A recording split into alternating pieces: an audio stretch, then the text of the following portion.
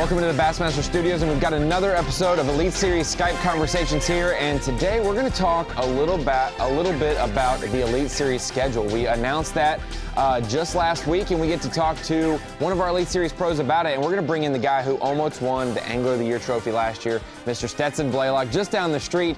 You're probably the closest guy that we can Skype, but it's better to probably Skype than to be in person. So, how are you, Stetson? Oh man, I'm good. I'm getting itchy though. You know, been waiting on the schedule, been waiting on the go for, you know, however long it's been, 6-7 weeks now, and feels good to know that we're about to get back on the road. It's basically been like a second off season. You have that 3 months or so after the normal season finishes to get ready for the next year. Well, you guys already had that gap, started the year up, and now you have another gap to kind of refocus and re-prepare. And that's one thing I wanted to ask you about. You're starting off the season on a great foot. A top 10 at the St. Johns River, getting a top 3 at the Bassmaster Classic. Life's good for Stetson Blaylock right now out on the water. Yeah, I think, look at that. You know, it's hard to explain, you know, riding that wave of professional fishing, you know, fishing tournaments, how you have those ups and you have those downs. And, you know, last year, for the most part, was really good. Started off this year really strong. I think it's more just confidence out on the water than anything. But, you know, I'm looking forward to get back going, not necessarily just because of that I've been doing good, but I'm just ready to see what the rest of the year holds. You know, everybody's been, big one. Whatever you want to call it, lockdown, quarantine, whatever you may call it. But it's just time to get back out and start doing things like we're used to doing instead of sitting around the house. For sure. That's where all outdoorsmen want to be. The fishermen and the hunters want to be outside. And that's where a lot of people have been during this pandemic time. But for you, there's probably not been an angler, maybe other than Scott Canterbury. You two have been the two hottest anglers in professional fishing over the last 15 months or so. Him winning Angler of the Year last year, but not taking home a victory. You taking home a victory, having 2 second-place finishes, and then finishing second in AOI. And both of you had great starts to this year. What do you expect the race to be like this year? It's kind of going to be weird. You got to knock the rust back off after starting the season up. And some guys aren't as fortunate maybe to be positioned in the country like you are, where you could continue to fish during the break and you don't have iced over lakes or you don't have different things like that. Well, I think the race is going to be, you know, nothing short of a challenge, just like it was last year. I tell you, though, if I could just correct my mistakes in a couple of those events, like Guntersville last summer, you know, finishing 50th or whatever it was. St. John's last year got me. That was my worst tournament at 52nd.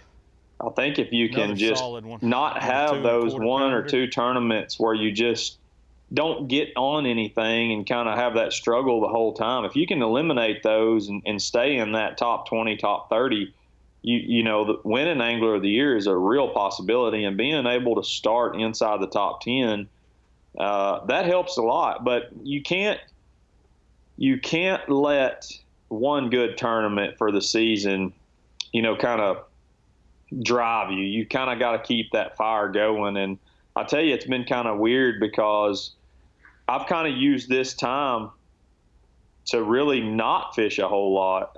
We've crappie fished a lot or a few times, and just trying to, you know, stay out on the water some, but I've really utilized this time to kind of switch gears and do other things that we've always missed this time of year. I know that a lot of stuff's been closed and, you know, no baseball for the kids and things like that, but it's been nice to be home and be able to enjoy this spring weather. And, you know, for me, fishing is what I do. It's not who I am. So I know when we get going, it's going to be right back to business as usual, just because that's my job.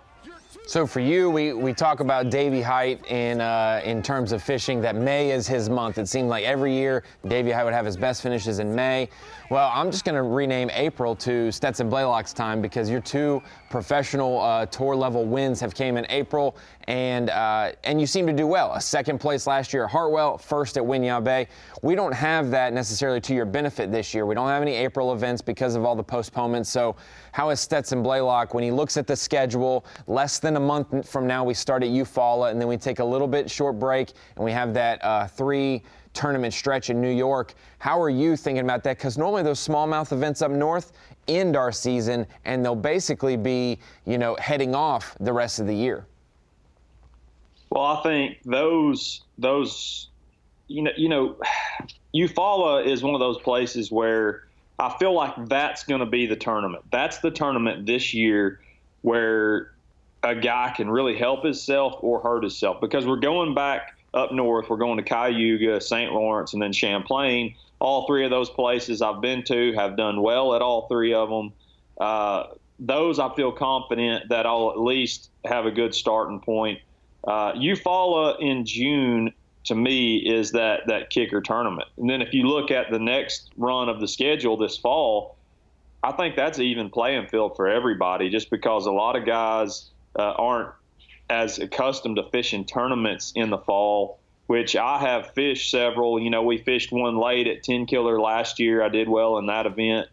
So for me, again, I think it's just being confident. I think it's just finding my stride and understanding that if I can just get that little thing going and have the confidence that it's going to ride throughout the tournament and be able to change when you need to make those changes, I feel confident that the year will be pretty smooth. So everybody got to know, at least on the Bassmaster Elite Series, Stetson Blaylock last year, what kind of fire was lit underneath you. I know that you didn't fish to the level that you had hoped or expected of yourself the first 2 years on your Elite Series, because that didn't look like the Stetson Blaylock that had gotten second in AOI twice over on the FLW Tour, a guy who had done really well. It was kind of a feeling out process and maybe second guessing some decisions. Last year really was that more of the picture of Stetson Blaylock that people can come to expect, somebody who's going to be rock solid in a lot of events, maybe have a 50th place finish here or there, but somebody that we should see at the top of the leaderboard most times? I don't know if I think last year, no doubt, was my best season to date for my career, and understanding that and knowing what it took to be there, it just kind of, you talk about that fire.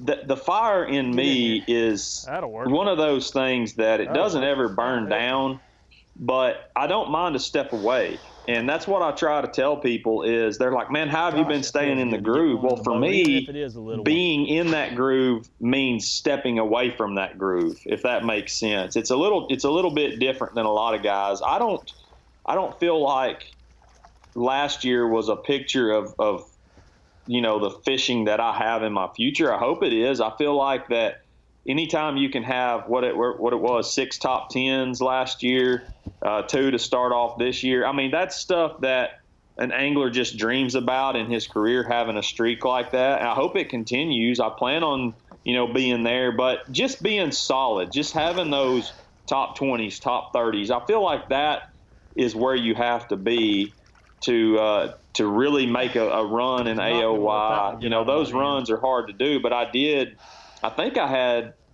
2 or 3 times in FLW those years where I had a legitimate chance to win minus 1 or 2 bad events. So I feel like if I can just correct those tournaments this year, that, I possibly could win Angler of the Year. But for me, looking at that schedule, it's all good. It's being off in the spring is definitely different, but we've all been faced with the same thing. We've all been faced with downtime, and some guys have fished almost every day, and good for them. It definitely can help you in ways, but for me, it's about that drive of knowing that, we've been away from it. I haven't fished an event. I haven't fished a tournament. I fished for fun a few days, but I'm really, really hungry to get back out there on the Bassmaster Elite Series and just pick right up where we left off and see what we can make of the rest of the season.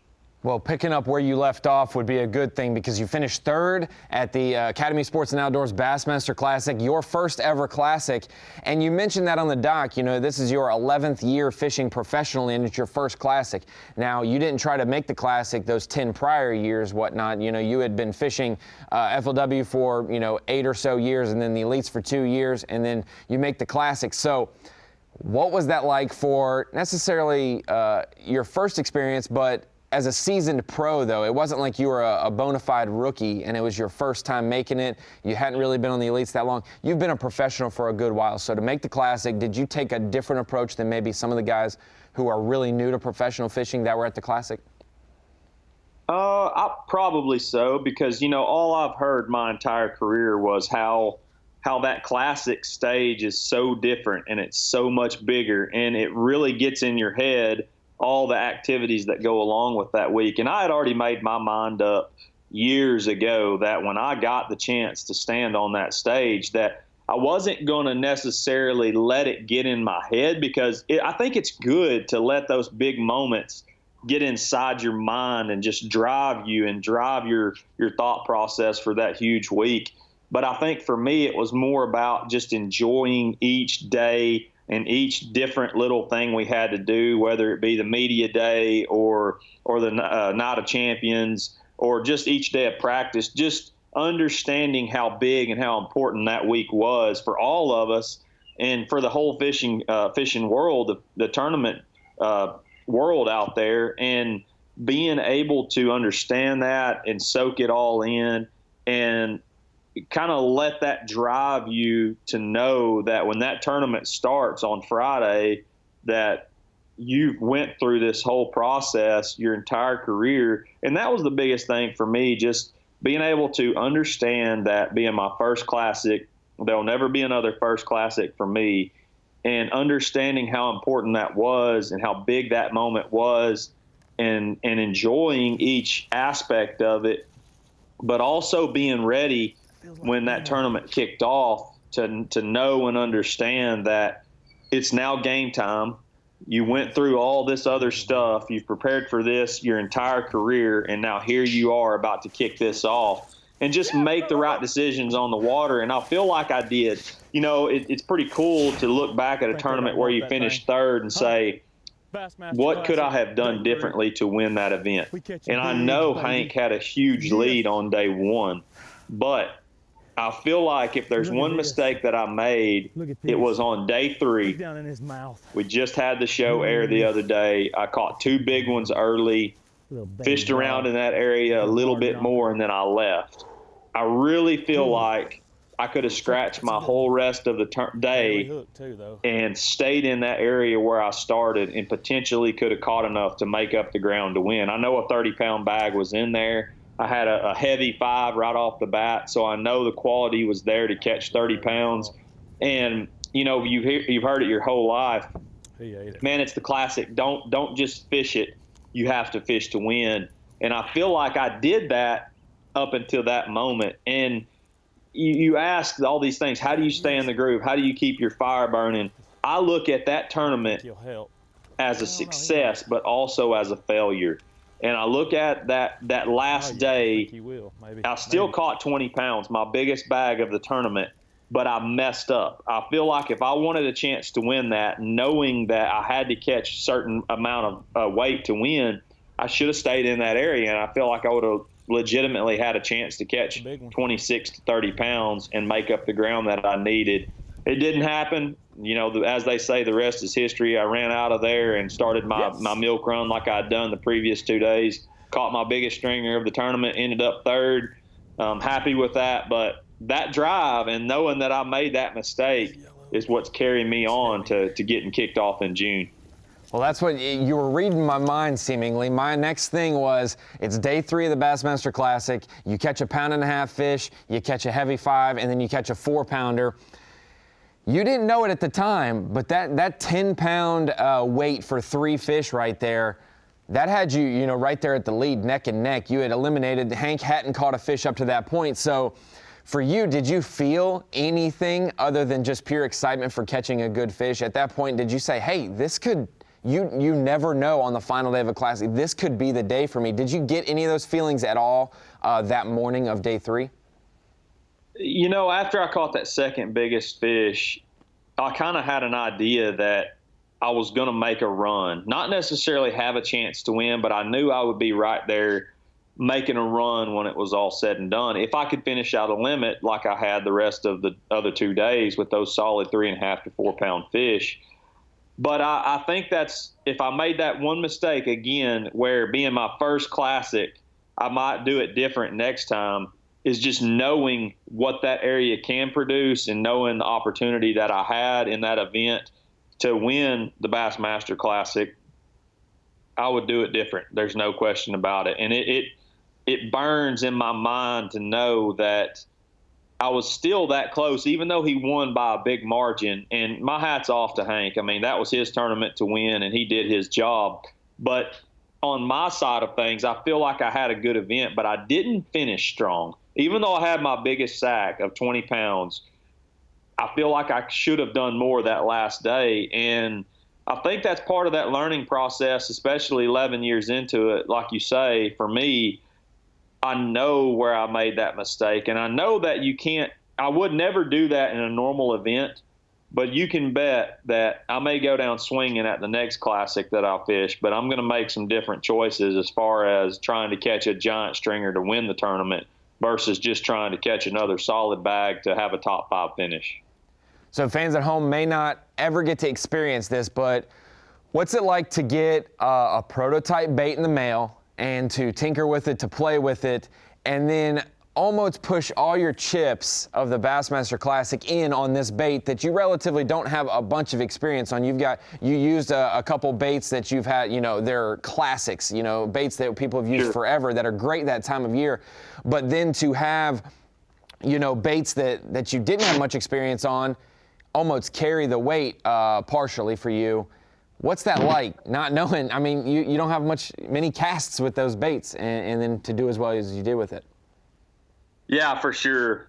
I got Lenny behind me there. She's looking down the I stairs. may or may not have been distracted by Miss Lenny right there. But yeah, for me, that bait was glued together by hand. It was one of those baits that I didn't know it at the time, and it was probably a good thing that I didn't know it. That bait, after the fact, I found out that they only had a few of those. They glued them together for us for that tournament. And had I known that, it would have made me a lot more nervous to whatever you want to call it, to throw that, to bank my whole tournament on that. But the bait worked. I mean, for being a grass crankbait, that Norman Speed in, for me, I just had it dialed in. And, Micah was throwing that bait also. And we both had that bait, and we both knew that that bait could carry us into this tournament and have a chance to win that tournament. And just to be able to depend on something like that and it actually be a huge success for us was pretty critical. And I'm super pumped to be a part of that company and know that those baits and those people that put those baits out there for us, they really do have our best interest, and they want us as well as the general public to be successful when they're on the water. And man, that Speed in is going to be a killer for sure. So we've talked about the upcoming schedule now that it's announced. We talked about the Classic, about your success last year. But the question that every single fan online wants to know is that they all know that you love eating Mexican food. And so now that stuff's starting to open up around Arkansas, what's the first thing when you go out to a Mexican restaurant? What are you gonna order? What's Stetson Blaylock's go-to meal? We haven't been able to go and eat there. What's your deal that you're gonna get first thing when you get there? Well, I hate to bust your bubble, but it might have already happened. Yesterday, being Mother's Day, we snuck out and we might have went to a little hot spot here in Little Rock called Local Lime. You may or may not have heard of it, but we snuck out there, got Lindsay some tacos. Man, their chicken tacos are unbelievable. And for me, I feel like we have the best restaurants right here in Central Arkansas. And you know this, we've been all over the country, but it's hard to beat some of the food that we have right here locally. And gosh, I know everybody across the whole country is feeling the same thing as me. you're just ready to get back to the new normal. Whatever that normal is like, we're all ready to get back to that point. It's never going to be the same, in my opinion, but I feel like we all have to work together as humanity to help bring awareness to this virus and hopefully cut it down. I don't think it's ever going away. That's just my opinion, but I think we can do a lot to help break it down and to make it minimal as possible. And I feel like if we all do that, I feel like us as a tournament organization at Bass, we have to do those same things. And I feel like that's what you guys have done through these weeks that we've been off and trying to prepare and just be the best that we can be as ambassadors of the sport and of humanity to get back to normal, get back to fishing and get back on the road and do it as safe as possible. And I sure my hat's off to the guys at Bass for doing that and for just for looking out for all of us through this, from the staff to the fishermen to the cities and towns that we go to, just everybody that's involved. Thank you for taking that time and putting in that work and all those extra hours to make it and to get us back on the water as quick and as safe as you possibly could. Well, the new normal is something that we're going to get used to over the next few weeks and whatnot as the Bassmaster Elite Series kicks off. Stetson Blaylock, thank you for joining me today. We look forward to the next time we get to see you, possibly through the lens of a Bassmaster Live camera on a championship Sunday somewhere on the schedule. But congratulations on a great 2019, a great start to 2020, and we look forward to continuing the 2020 season with you as well. Thanks, Ronnie. Had a good time. Appreciate it. That was Stetson Blaylock, Bassmaster Elite Series Pro, coming off a second-place finish in the Angler of the Year standings in 2019. Great start to 2020 as well, and we look forward to the new normal that we consider the Bassmaster Elite Series for the rest of the 2020 campaign.